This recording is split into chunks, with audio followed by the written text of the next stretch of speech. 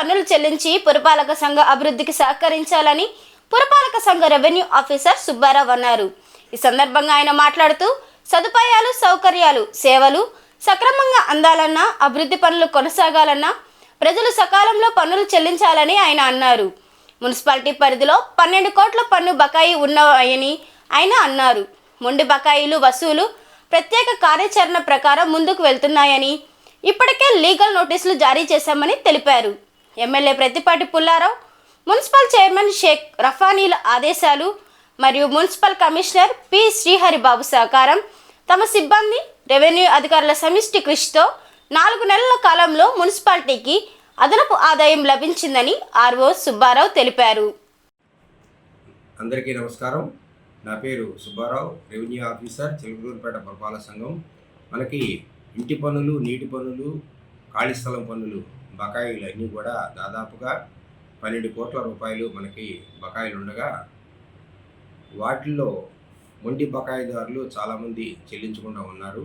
దానివల్ల పురపాలక సంఘానికి ఆర్థికపరమైన నష్టం వస్తుంది. మన గౌరవ శాసనసభ్యులు శ్రీ ప్రత్తిపాటి పుల్లారావు గారు, చైర్పర్సన్ గారు, వార్డు మెంబర్లు, అలాగే municipal commissioner Shri P Haribabu గారు ఈ బకాయిలు ఉన్న వారందరినీ కూడా వసూలు చేయవలసిందిగా వారి ఆదేశాలు, సూచనల మేరకు ఈ సంవత్సరం దాదాపుగా 1,36,00,000 అదనపు కలెక్షన్ తీసుకురావడం జరిగింది.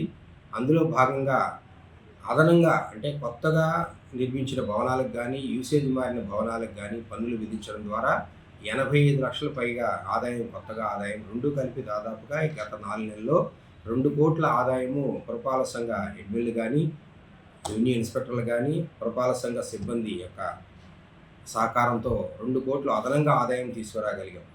దీనికి ముఖ్య కారణము గౌరవ శాసనసభ్యులు ఇచ్చిన ఆదేశాలు, సూచనలు, అలాగే పురపాలక సంఘ చైర్పర్సన్ గారు, వార్డు మెంబర్లు, అలాగే మున్సిపల్ కమిషనర్ యొక్క సూచనలు, ఆదేశాలు. ఈ ప్రకారంగా మనం 2 కోట్ల అదనపు ఆదాయం తెచ్చుకోగలిగాం. అయినా ఇప్పుడు 12 కోట్ల మొత్తం డిమాండ్లో 5 కోట్లు మాత్రం వసూలైంది. ఇంకా 7 కోట్లు వసూలు చేయాల్సింది. ఆ మొండి బకాయిదారులు ఎవరైతే ఉన్నారో వారందరూ కూడా లీగల్ నోటీస్ జరుగుతుంది. వచ్చే వారం నుంచి వారిపై కోర్టు కేసులు వేసి అవి కూడా వసూలు చేయడం జరుగుతుంది. ఇక్కడ ఇంకొక ముఖ్యమైన విషయం ఏంటంటే పన్ను చెల్లించగలిగి ఉండి కూడా చెల్లించిన మొండి బకాయిదారుల మీద మాత్రమే మనం ఈ విధంగా కోర్టు ద్వారా వసూలు చేయడం జరుగుతుంది. గత 3 ఏళ్ళు, 4 ఏళ్ళు, 5 ఏళ్ళు ఎవరైతే నిజంగా ఆర్థికంగా పన్ను చెల్లించి లేక ఆర్థికంగా నిజంగా బీదవారే ఉన్నారో వారికి 2-3 వాయిదాలు గడువు కూడా ఇవ్వడం జరుగుతుంది. కొంత టైం కూడా ఇవ్వడం జరుగుతుంది.